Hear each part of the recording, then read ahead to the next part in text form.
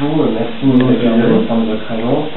Alors, avant d'entrer véritablement dans le vif du sujet, si vous pourriez simplement vous présenter votre parcours, de vos études à votre prise de fonction au sein de cette agence en mentionnant les dates clés de votre parcours professionnel.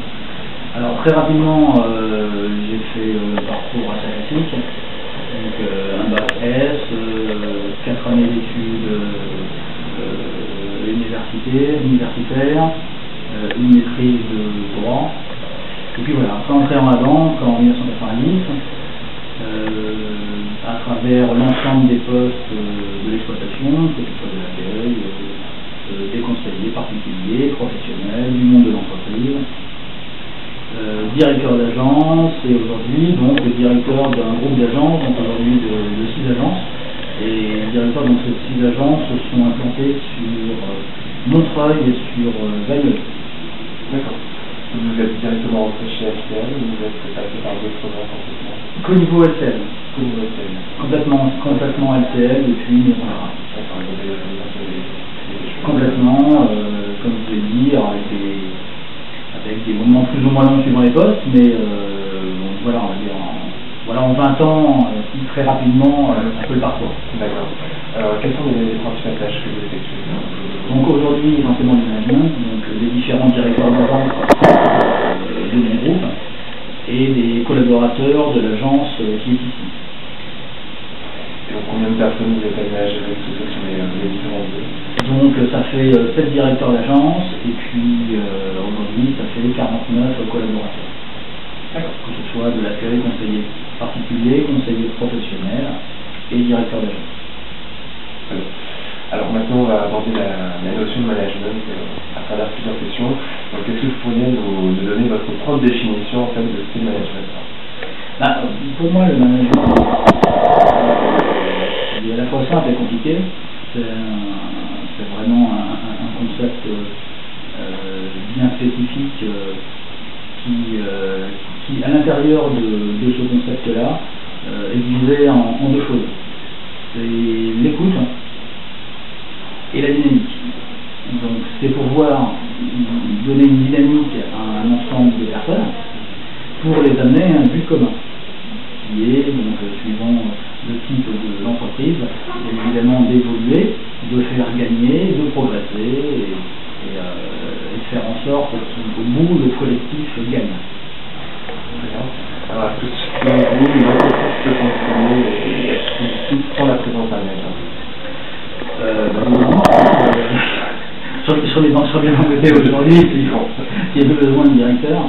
Donc non, parce que je pense qu'il faut aussi, dans la notion de management, il y a un côté aussi d'avoir du recul dans son travail qui permet de donner du sens et de donner un objectif bien défini. Et ça passe par du comportemental qui aujourd'hui nous permet en tant que manager de pouvoir amener l'ensemble des collaborateurs dans le même sens. Et est-ce que selon vous, savoir manager une équipe, c'est quelque chose qui s'apprend ou alors est-ce qu'au contraire, c'est plutôt lié au trait de caractère des différents individus? Il y a un petit peu les deux. C'est-à-dire qu'il faut avoir un petit peu ce sens-là au départ, mais après c'est un vrai métier. Ça s'apprend, il y a de tout, il y a du comportemental, mais il y a de la technicité aussi dedans. Donc on a besoin de tout et il y a aussi une notion qui se fait en fonction du temps, c'est l'expérience. Donc à l'intérieur, oui, ça s'apprend, oui, il faut avoir quand même un profil pour aller dans ce sens-là. Et puis après c'est le temps et l'expérience qui fait en sorte qu'on s'améliore aussi dans ce métier. Pour parler de profil justement, quelles sont les qualités nécessaires selon vous pour être un bon manager? Aujourd'hui, pour être un bon manager, c'est de donner du sens déjà à ce que l'on fait au niveau de ses équipes. Donc c'est vraiment la base. S'il n'y a pas de sens, les gens ne comprennent pas, et si on ne comprend pas ce que l'on fait, automatiquement on ne le fait pas tous dans le même sens. Et le but du manager, c'est de pouvoir créer cette cohésion-là, faire en sorte que l'ensemble des collaborateurs, ensemble, arrivent au but commun. Et c'est la base de tout. Alors maintenant, nous allons aborder quelques-uns des grands concepts du comportement organisationnel au sein d'une entreprise. On va commencer par la notion d'autorité. Est-ce que vous estimez qu'un manager se doit vraiment d'être autoritaire? Non, je veux dire, l'autorité, ça dépend, l'autorité elle est nécessaire, mais l'autorité elle ne passe pas nécessairement non plus par une dictature.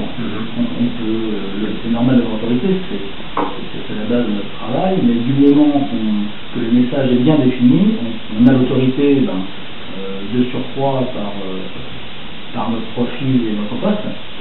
Mais après, c'est la vision qu'ont les collaborateurs qui nous permettent après d'avancer. Et qu'en pratique, vous constatez que vos employés se soumettent facilement à votre autorité? Je pense qu'il y a une notion de soumission, il n'y a pas de notion de soumission dans le management. Pour moi, le bon manager, c'est celui qui fait adhérer toutes les équipes pour aller dans le même sens.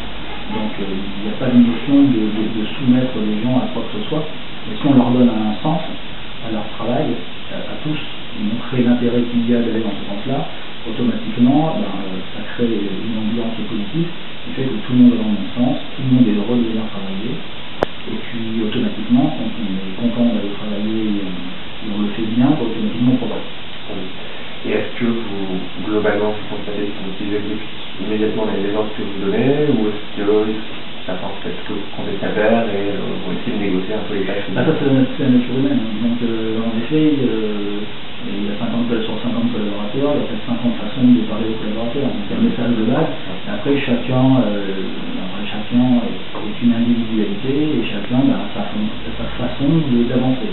Et il y a une communication qui peut, même si elle est générale, c'est normal pour tous, mais après doit être affinée un par un, puisque il y a certains collaborateurs où en effet il y a un type de comportement à avoir, et puis d'autres, ce même type de comportement, au contraire, ne fera pas avancer le collaborateur. Donc le but c'est que tout le monde avance, chacun à son rythme, mais le but c'est de faire progresser tout le monde et d'avancer tous ensemble. Très bien. Maintenant nous allons aborder le concept de la décision en général. Alors est-ce que vous consultez plutôt vos équipes avant de prendre une décision, ou est-ce que vous les prenez plutôt en analysant les... Alors au niveau de la décision, c'est pareil, ça dépend aussi du type de profession que l'on fait, mais toutes les décisions que l'on prend sont collégiales, ce qui permet de faire adhérer tout le monde au principe, et quand on a adhéré, automatiquement on avance plus vite. Et bien évidemment, il y a des décisions qui ne peuvent pas être prises collégialement, parce que des fois il y a des décisions qui peuvent être appliquées d'une façon descendante. Et puis la législation elle ne se discute pas, donc il n'y a pas besoin, quand la législation dit d'aller dans un sens, on est obligé bien évidemment de décider à la place de l'autre. Et donc justement, vous dites que ces décisions sont des prendre effectivement en collégialité. C'est aussi bien donc avec votre hiérarchie qu'avec les managers, les cabinets. Tout à fait, complètement. Même s'il y a une ligne directrice dans toutes les sociétés, automatiquement il y a un PDG qui donne une trame, et cette trame on ne peut pas en sortir, c'est aussi normal, c'est comme ça que fonctionne l'entreprise. Après, la façon de la mettre en place et d'avancer au niveau du collaborateur, c'est à ce moment-là qu'en effet on en discute. On en discute sur la forme. Sur le fond, on veut faire. Sur la forme, en effet, on en discute régulièrement et systématiquement pour voir la façon dont on va mettre en place les moyens d'arriver à l'objectif qu'on nous a demandé d'avoir. Et donc justement, au niveau de la gestion de vos agences, est-ce que vous avez une marge de manœuvre importante au niveau des décisions à prendre, ou est-ce que vous avez un fil conducteur vraiment au-dessus? On a toujours un fil conducteur, peu importe à quel niveau on se place, il y a toujours un fil conducteur qui est le même, parce que le but de la société c'est d'avancer, donc il faudrait que chaque agence avance dans son coin. Après c'est plus sur la mise en place et sur la forme. Donc oui, sur la mise en place et la forme, là on a beaucoup plus la main, mais pour le fond, après bien évidemment, on fait tous la même chose. Les moyens qui vont être mis en œuvre qui peuvent différencier. Maintenant, nous allons aborder le concept du leadership. Est-ce que selon vous, les notions de leader et de manager sont liées?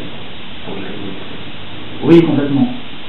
Oui, c'est cet influx, c'est-à-dire c'est l'énergie qui va permettre de créer du sens, de donner une dynamique à tout ça. Et plus il y a de la dynamique, et plus il y a de la compréhension et de l'écoute, et plus les choses avancent.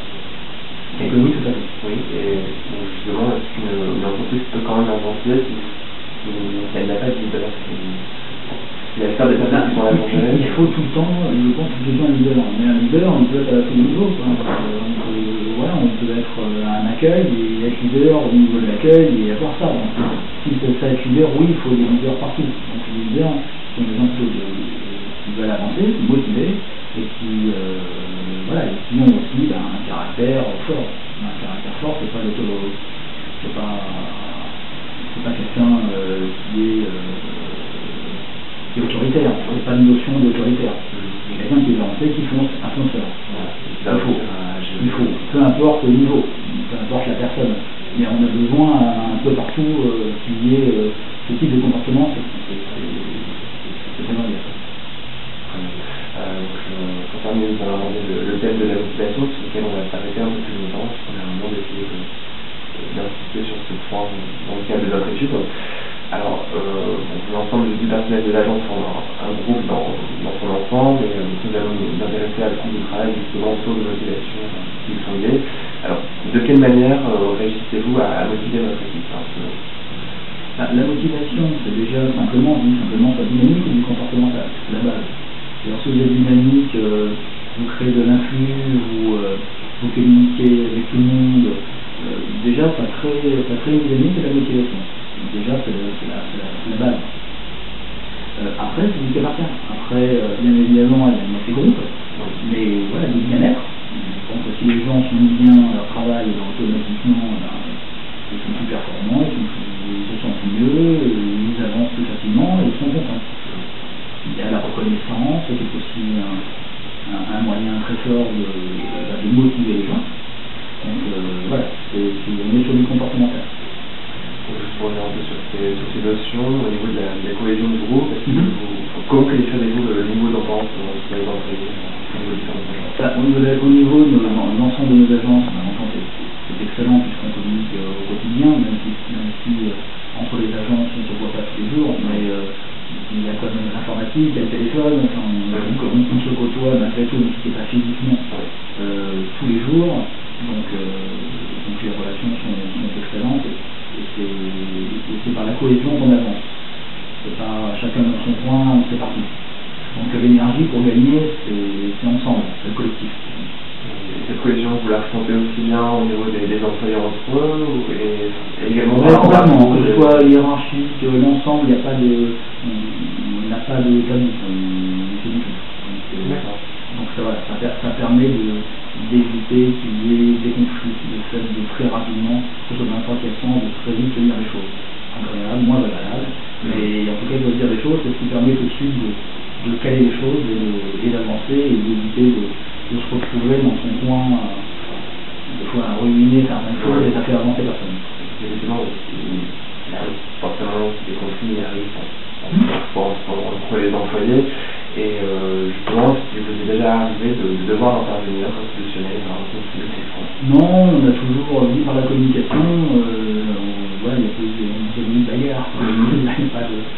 Voilà, il n'y a pas que. Après, il y a des désaccords. Là, dans une société, puis même dans la vie de tous les jours, on ne peut pas être d'accord avec tout le monde tout le temps, tous les jours. C'est un petit peu trop triste, tout ça. Mais après, sur le fond, j'ai jamais eu de soucis, non plus du comportemental, d'affrontement entre les personnes. Non. Des désaccords, oui, c'est humain, mais d'affrontement, non, on n'est pas encore arrivé là. Donc ensuite, toujours par rapport à cette thématique de la motivation, est-ce que vos employés au quotidien peuvent prendre des initiatives? Oui, tout à fait, même si dans notre métier, l'initiative reste quand même limitée, mais bien évidemment, ils peuvent en prendre.